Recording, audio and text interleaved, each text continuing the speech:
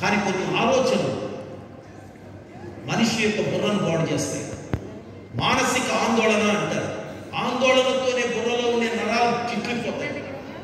బరువు వలన నెత్తి మీద ఎత్తుకున్న బరువు వలన నరాలు చిట్లవు. కానీ ఆలోచనలు బుర్రలో తలనొప్పులు వచ్చేది అందుకని ఆయన తలనొప్పి తెప్పించదు. ఆయన గౌరవాన్ని తీసుకున్నాడు. జ్ఞానవంతురాలతో ఇల్లు కట్టును అని ఉంది. ఇల్లు ఆయన కాదు కట్టేది, నువ్వే కట్టాలి. ఇల్లు అంటే 4 గోడలు కాదు, ఇల్లు అంటే సంసారం. నీ సంసారం నీకుండే జ్ఞానాన్ని బట్టి కట్టబడుతుంది. అది నీ కంప్యూటర్ జ్ఞానం కాదు, లేకపోతే ఇంకేదేదో జ్ఞానం కాదు, దైవ జ్ఞానం. యాకోబు పత్రికలో 3వ అధ్యాయంలో అద్భుతమైన జ్ఞానాన్ని గురించిన మాటలు దాంట్లో రాయబడ్డాయి. పై నుండి వచ్చే జ్ఞానము అని. ఆ జ్ఞానం నీకుంటే, అలాగే యెహోవా యొక్క భయభక్తులు కలిగి ఉంటే జ్ఞానమునకు మూలము అని. దైవ భయం ఉండి, దైవ జ్ఞానం ఉండి, దైవ లక్షణాలు ఉంటే ఈ సంసారం అనేకులకు ఆదర్శప్రాయంగా వెలుగొందుతుంది. అది నువ్వు చేయాల్సిన పని. ఇకపోతే భార్య దొరికిన వారికి మేలు దొరికిన అని ఉంది. మేలే కానీ ఏమాత్రం కూడా పేరుగా కానీ లేకపోతే కీడుగా కానీ ఉండడానికి వీల్లేదు. అలాగే సుబుద్ధి గల భార్య యెహోవా ఇచ్చిన దానము అని ఉంది. నీవు సుబుద్ధి కలిగి ఉంటే దేవుడు ఇచ్చిన దానంగా భావించి ఆయన నిన్ను కళ్ళకు అద్దుకునేటట్లుగా ప్రవర్తిస్తాడు. కాబట్టి ఆ సుబుద్ధి అనేది అవసరం. అలాగే గుణవతి అయిన భార్య దొరుకుతారు. అట్టిది ముత్యము కంటే అమూల్యమైనది అని ఉంటుంది. కాబట్టి ఆ అమూల్యత నీ గుణం ద్వారా లభిస్తుంది. ఈ లక్షణాలన్నీ కూడా నువ్వు పుణికిపుచ్చుకోవాలి, అభివృద్ధి చెందాలి. ఇది నేను కోరే కోరిక. ప్రతి స్త్రీకి ఈ లక్షణాలు ఉంటే ఆమె గనక యోగ్యురాలుగా, ఆమె జ్ఞానవంతురాలుగా, సుబుద్ధి కలిగినదిగా, మేలు చేసేదిగా, గుణవతిగా ఉంటే ఆ స్త్రీ కంటే గొప్ప భాగ్యం మనకు అనుభవం. అటువంటి భార్య దొరికితే ఆ యొక్క పురుషుడు ధన్యుడు అవుతాడు.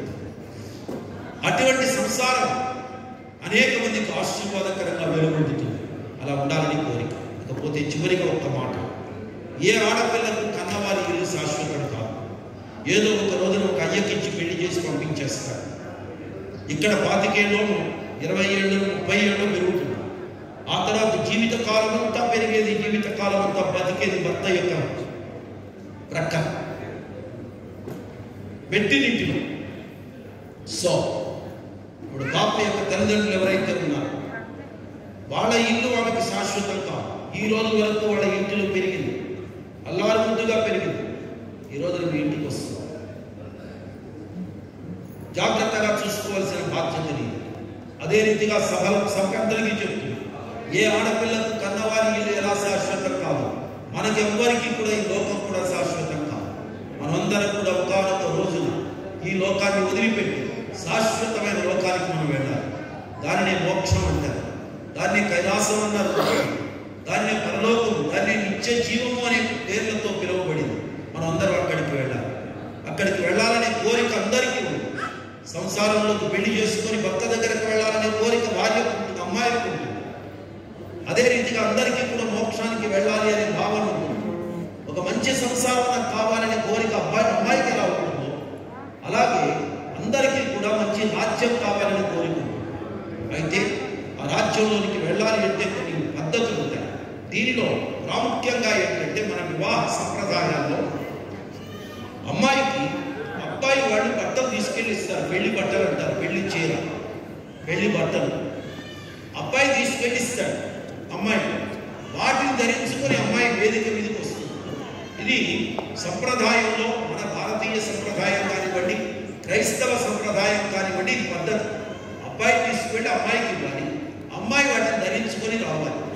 అదే రీతిగా మోక్ష సామ్రాజ్యానికి వెళ్ళాలి అంటే మీ బట్టలు మీరు కట్టుకుని వెళ్తానంటే కుదరదు. ఈ మధ్య కాలంలో నా బట్టలు నేనే కొనుక్కుంటా అనేటువంటి ధోరణిలో ఉన్నారు. ఇది కాదండి, ఇవన్నీ కూడా దేవుని యొక్క వాక్యానుసారంగా జరిగి తీరాలి. ఖచ్చితంగా నీవి ధరించుకుంటాను, నా పద్ధతి ప్రకారంగా నేను వెళతానంటే కుదరదు. మనమందరం కూడా అవతల వాడు మనకి ఇచ్చేదాన్ని ధరించుకోవాలి. మోక్షానికి వెళ్ళాలి అంటే దేవుడిచ్చే వస్త్రాలు ధరించుకోవాలి. దేవుడిచ్చే వస్త్రం లేకుండా మోక్షానికి వెళ్ళడం సాధ్యం కాదు.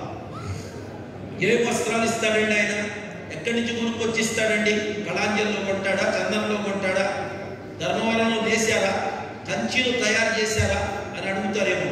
లేదు, 2000 సంవత్సరాల నాడు కలువరి సిలువ అనే మగ్గం మీద నీతి అనే ఒక వస్త్రాన్ని దేవాది దేవుడు మానవ జాతి కొరకు తయారు చేసి ఇచ్చారు.